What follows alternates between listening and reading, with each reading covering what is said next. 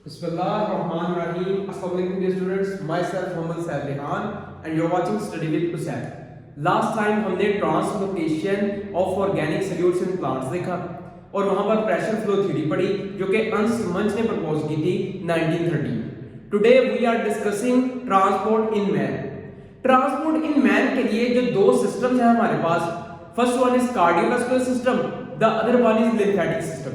Lymphatic system is mainly involved in immunity, while cardiovascular system is involved with the transportation of waste, especially nitrogenous waste and gases like carbon dioxide, oxygen, and also some proteins which are transferred to the liver. अच्छा बच्चों, अगर हम cardiovascular system को देखें, it contains three basic components. Cardiovascular system के आपको पूछे कि ये किन तीन basic components से मुश्तमिल होता है, तो आपने कहना first one is circulatory fluid, जो क्या होगा ब्लड. सर्कुलेटरी फ्लूइड जो ब्लड होगा. The other one is pumping organ which is heart, and the third one are blood vessels through which blood and other dissolved nutrients travel to their desired place. यानी कि blood जो होगा वो blood vessels के जरिए travel करेगा cardiovascular system के अंदर. ब्लड वेसल्स कौन सी होंगी? आर्टरीज, वेन्स और कैपिलरीज. सर्कुलेटरी फ्लूइड जो कि ब्लड था उसको अगर हम देखें तो it is a form of connective tissue. Bones are the hardest form of connective tissue. then we learn that cartilages are also a form of connective tissue. तो बच्चों इधर blood is also a form of connective tissue. अगर आपसे पूछा blood क्या है तो आपने कहना कनेक्टिव टिश्यू. ब्लड क्या क्या कंटेन करता है? It contains dissolved nutrients which may be organic nutrients and inorganic ions and gases like oxygen and carbon dioxide, hormones, all the endocrinal hormones. कौन से endocrinal hormones जो होते हैं वो ब्लड के जरिए ही अपने टारगेट पर पहुंचते हैं. And the last one are waste. Waste में कौन से? वेस्ट में हमारे पास बेसिकली नाइट्रोजनस वेस्ट होते हैं जो कि लीवर की तरफ या किडनीज की तरफ ब्लड लेकर जाता है. अच्छा बच्चों, अगर ब्लड का आपसे वेट पूछा जाए एक पार्टिकुलर बॉडी के लिए, से मैं कहता हूं जैसे मेरा जो वेट है वो 60 किलो है. अगर मैं आपसे पूछूं मेरे अंदर ब्लड कितना है तो you have to divide 60 by 12 because it is 1/12 of the body weight. तो यानी कि मेरे अंदर 5 किलो ब्लड है. अगर किसी का बॉडी वेट से you can say if someone has a body weight of 48 तो उसको 12 पे डिवाइड करें तो यानी कि उस पर्सन की जो बॉडी है उसके अंदर ब्लड की अमाउंट कितनी है? 4 किलो. अच्छा बच्चों, ऐसे इसका वेट फाइंड हो सकता है. पीएच ब्लड की 7.4 होती है और ये तकरीबन एक न्यूट्रल पीएच है. पीएच अगर डिस्टर्ब होगी ब्लड की तो बंदे की डेथ भी हो सकती है. It also contain plasma and cell like bodies.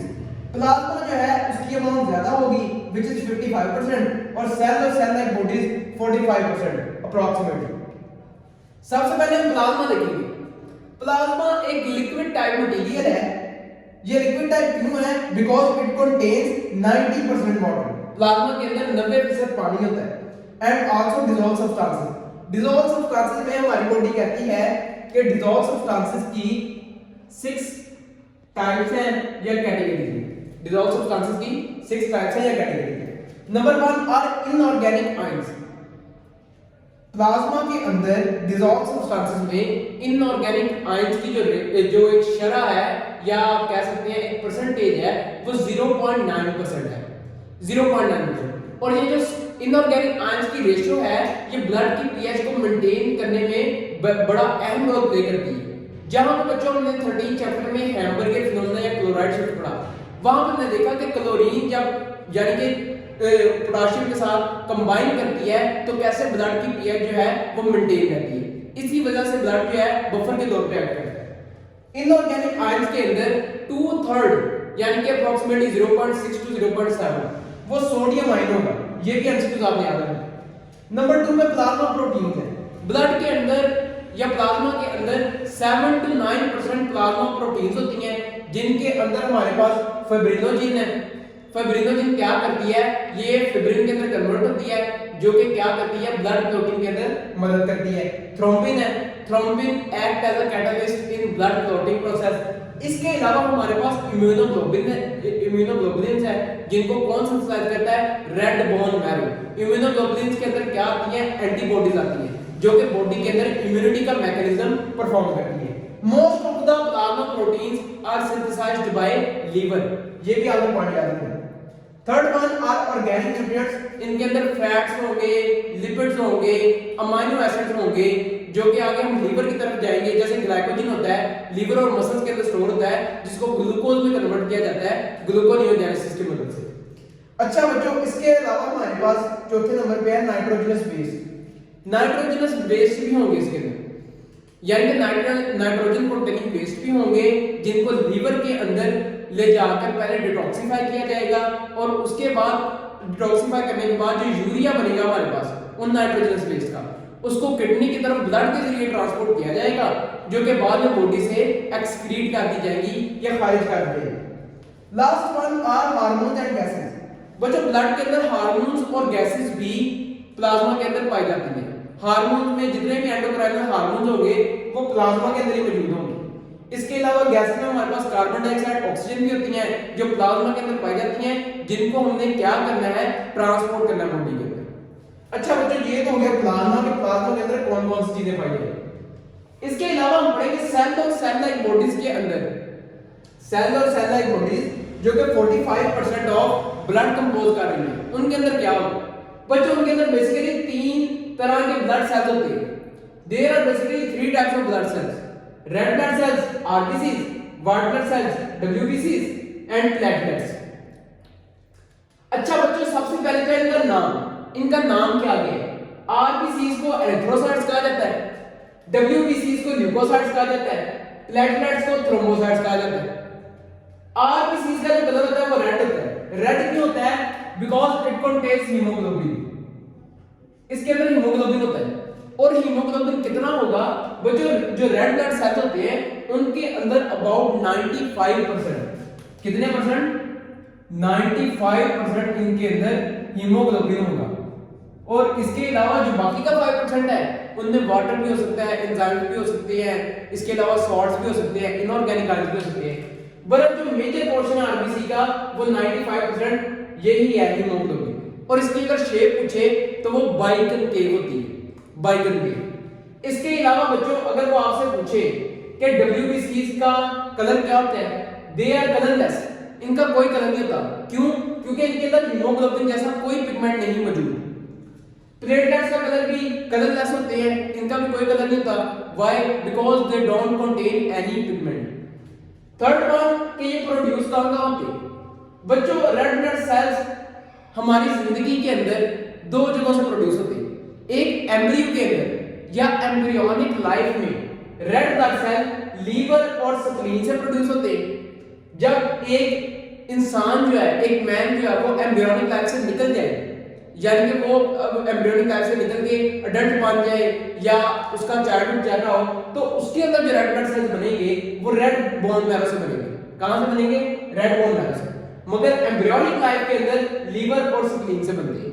Spleen जो होती है, स्प्लीन, इसको ग्रेवयार्ड ऑफ आरबीसीज भी कहा जाता है। ग्रेवयार्ड ऑफ आरबीसीज, ग्रेवयार्ड का मतलब है कब्रिस्तान। ग्रेवयार्ड ऑफ आरबीसीज स्प्लीन को इसलिए कहा जाता है क्योंकि रेड ब्लड सेल्स जब मर जाते हैं या क्या होता है उनकी जो लाइफ होती है वो खत्म हो जाती है, तो वो स्प्लीन में आ जाते हैं, उधर आगे आके उनकी ब्रेकडाउन होती है। अच्छा बच्चों, व्हाइट ब्लड सेल्स कहां से प्रोड्यूस होते हैं? ये रेड बोन मैरो से और लिम्फेटिक टिश्यू से प्रोड्यूस होते हैं। प्लेटलेट्स जो हैं ये भी रेड बोन मैरो से प्रोड्यूस होते हैं। इसके अलावा अगर इनके साइज के बारे में पूछा जाए तो आरबीसीज का साइज 8 माइक्रोमीटर होता है, 8 माइक्रोमीटर। और जो डब्ल्यूबीसीज है ये लार्जर होते हैं किससे? रेड ब्लड सेल से। WBC is larger in size than red blood cells, जबकि प्लेटलेट्स जो होते हैं वो स्मॉलर होते हैं in size than red blood cells। इसके अलावा बच्चों अगर इसकी अमाउंट पूछी जाए कि 1 मिलीमीटर क्यूब ऑफ ब्लड में कितने अमाउंट ऑफ आरबीसीज पाए जाएंगे, तो इसकी अमाउंट डिफरेंट है। अगर तो मेल हो, मेल के अंदर 5 to 5.5 मिलियन पर मिलीमीटर स्क्वायर, और अगर फीमेल हो तो उसके अंदर 4 to 4.5 मिलियन पर मिलीमीटर स्क्वायर। इसके अलावा व्हाइट ब्लड सेल्स को अगर हम देखें तो इट इज 7000 to 8000 पर millimetre cube, sorry millimetre cube है, 7000 to 8000 पर मिलीमीटर क्यूब। प्लेटलेट्स को देखा जाए तो इट इज ऑलमोस्ट 2,50,000 पर मिलीमीटर क्यूब।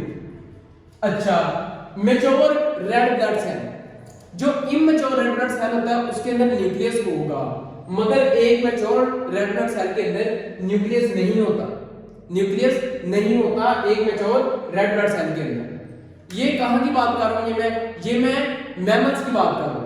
अगर आप फिश को देखेंगे तो फिश का जो मैच्योर आरबीसी होता है उसके अंदर भी न्यूक्लियस होता है, मगर मैमल्स के अंदर कोई न्यूक्लियस नहीं होता एक मैच्योर आरबीसी के अंदर। व्हाइट ब्लड सेल के अंदर न्यूक्लियस भी होता है और न्यूक्लियस की वजह से ये वेरियस फॉर्म्स अटेन कर सकता है। प्लेटलेट्स जो होते हैं उनके अंदर भी कोई न्यूक्लियस नहीं होता। प्लेटलेट्स कोई सेल्स नहीं है, they are fragments of cells, ये सेल के टुकड़े होते हैं। अच्छा बच्चों, अगर पीरियड का डिस्कस किया जाए कि इनका लाइफ स्पैन कितना होगा, तो आरबीसी का लाइफ स्पैन 4 मंथ्स या अप्रोक्सीमेटली 120 डेज होगा। 120 डेज के बाद ये स्प्रीन में जाएंगे और वहां उनकी डेथ हो जाएगी या ब्रेकडाउन हो जाएंगे, इसलिए स्प्रीन को क्या कहते हैं, graveyard of red blood cell. WBC इसकी अमाउंट वेरिएबल करती है।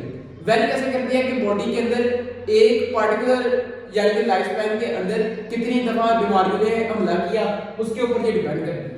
प्लेटलेट जो है उनका जो लाइफ स्पैन है वो अप्रोक्सीमेटली 7 to 10 डेज होता है।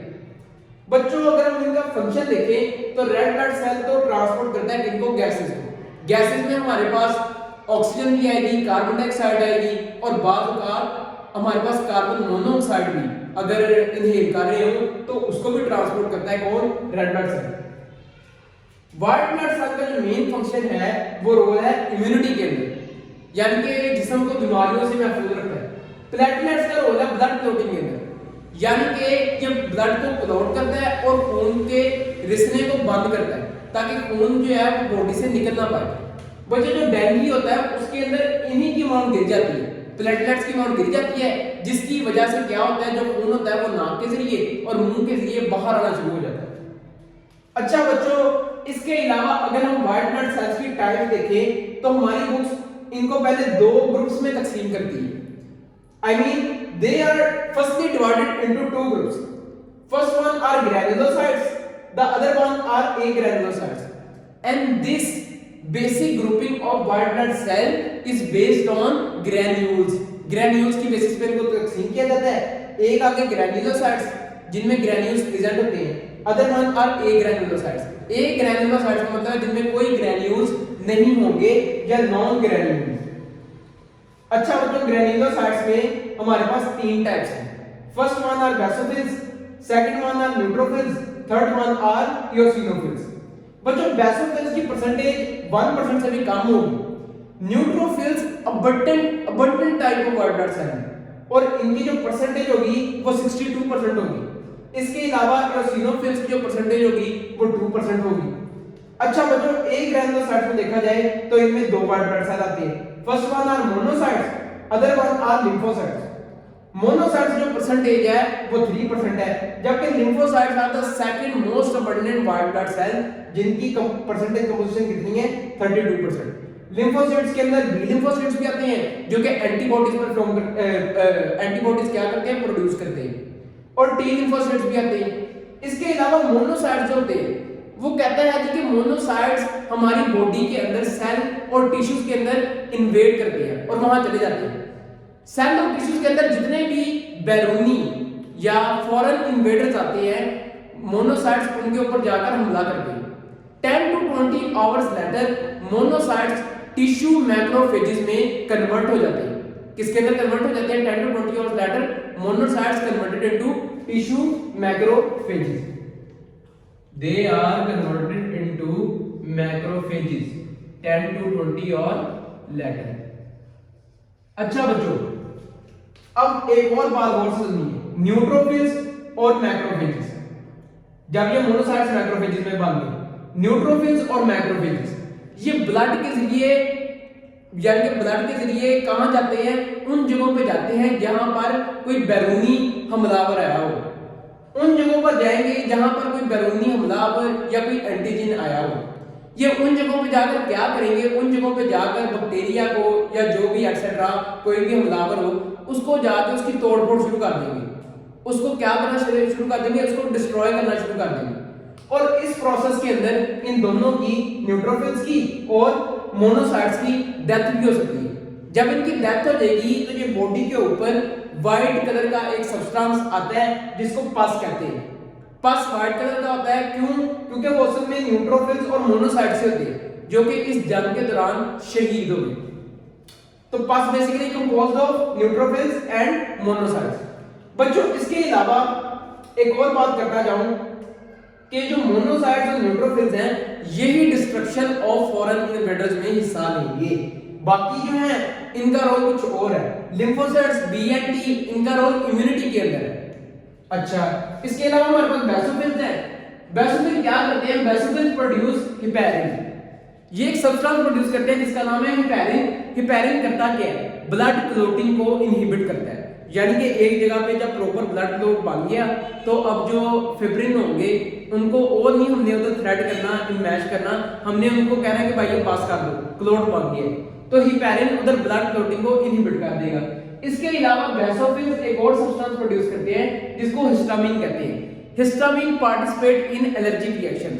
आपने एस्थमा देखा होगा, एस्थमा के अंदर क्या होता है? जो ब्रोंक्यूल्स होते हैं उसके अंदर से जो येलोइश कलर का एक मटेरियल निकलता है वो बेसिकली बच्चों हिस्टामिन है जो कि इन्फ्लेमेशन ऑफ ब्रोंक्यूल्स कॉज करता है। It participate in allergic reactions. इसके अलावा प्लेटलेट्स कैसे काम करते हैं?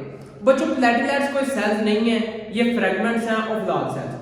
प्लेटलेट्स बेसिकली करते क्या हैं? ए न्यूक्लिएटेड होते हैं, कलरलेस होते हैं, और ये करते क्या है? ये फाइब्रिनोजेन के अंदर जो कि एक सॉल्यूबल प्लाज्मा प्रोटीन है उसको एक नॉन सॉल्यूबल प्लाज्मा प्रोटीन के अंदर कन्वर्ट करते हैं जिसका नाम है फिब्रिन। यानी कि फिब्रिनोजेन एक सॉल्यूबल प्लाज्मा प्रोटीन को non soluble plasma protein fibrin के अंदर कन्वर्ट कर दिया। अब ये जो फिब्रिन होगी ये एक जगह पर जाकर लगती जाएगी और ये उस जगह को बंद कर देगी। उधर ही आके रेड ब्लड सेल आएंगे और वो जगह कवर हो जाएगी। इसकी मदद से क्या होगा? जो खून होगा वो रिसेगा नहीं बाहर। बच्चों प्लेटलेट्स जो होते हैं क्या होते हैं? Fragments of cells. ये सेल्स नहीं होते, ये आगे बाहर आ जाते हैं। इसके अलावा हमारे पास है फंक्शन ऑफ ब्लड। ब्लड कौन सा फंक्शन परफॉर्म करता है? जो मेन फंक्शन है ना ब्लड का, इट मेंटेन ऑस्मोटिक बैलेंस। ये बॉडी का ऑस्मोटिक बैलेंस मेंटेन रखती है। और ज्यादा ऑस्मोटिक बैलेंस कौन सा हार्मोन मदद करता है ब्लड की ये ऑस्मोटिक बैलेंस मेंटेन करने में? It is anti diuretic hormone जो कि ब्लड की हेल्प करेगा ऑस्मोटिक बैलेंस को मेंटेन करने में। ब्लड जो ऑस्मोटिक बैलेंस मेंटेन करता है वो बेसिकली दो प्रोटीन्स की मदद से होता है, 75% bye albumins and 25% bye globulins. बच्चों ये जो एल्ब्यूमिन्स होते हैं ना इनकी परसेंटेज ब्लड के अंदर सबसे ज्यादा होती है। अगर वो आपसे पूछे कि कौन सा प्रोटीन है जो कि ब्लड के अंदर अबंडेंट होगा तो आपने कहना है it is albumin. Albumin blood के अंदर अबंडेंट होगा।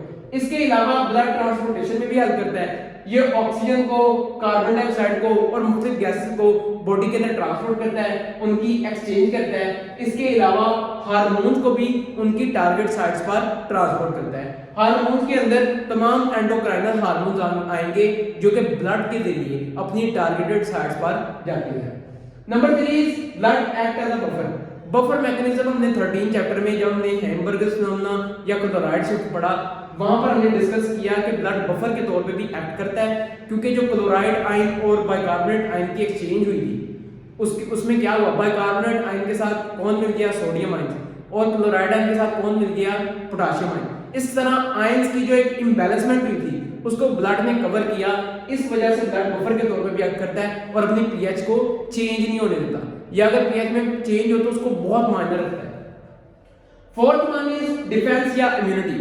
बच्चों ब्लड के अंदर ये जो हमने पढ़े यानी कि न्यूट्रोफिल्स और मैक्रोफेजेस, इसके अलावा lymphocytes, B and T lymphocytes, ये क्या करते हैं? ये डिफेंस और इम्यूनिटी के अंदर हेल्प आउट करते हैं।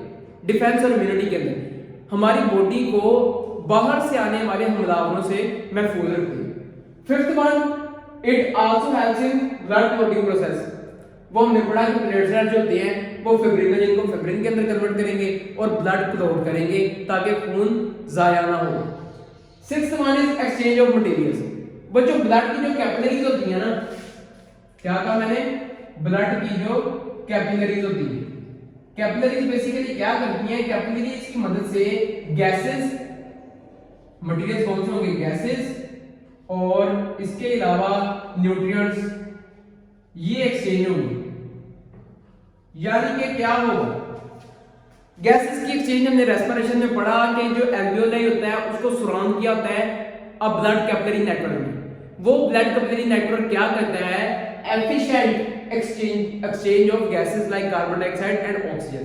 इसके अलावा जो स्मॉल इंटेस्टाइन होती है या यू कैन से स्टमक के अंदर एस्पिरिन की और अल्कोहल की अब्जॉर्प्शन हो जाती है, वो कौन करती है, कैपिलरीज ही करती हैं। इसके अलावा जो स्मॉल इंटेस्टाइन के अंदर हमारी फूड होगा, खुराक होगा जो कि डाइजेस्ट हो चुका होगा, उसमें उस खुराक के जो हमारे पास इंपॉर्टेंट न्यूट्रिएंट्स हैं जिनको अब्जॉर्ब करना एसेंशियल है, उनको कौन अब्जॉर्ब करेगा, कैपिलरीज ही अब्जॉर्ब करेगी।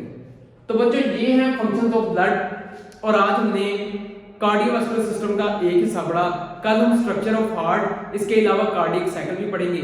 नेक्स्ट लेक्चर तक अल्लाह हाफिज।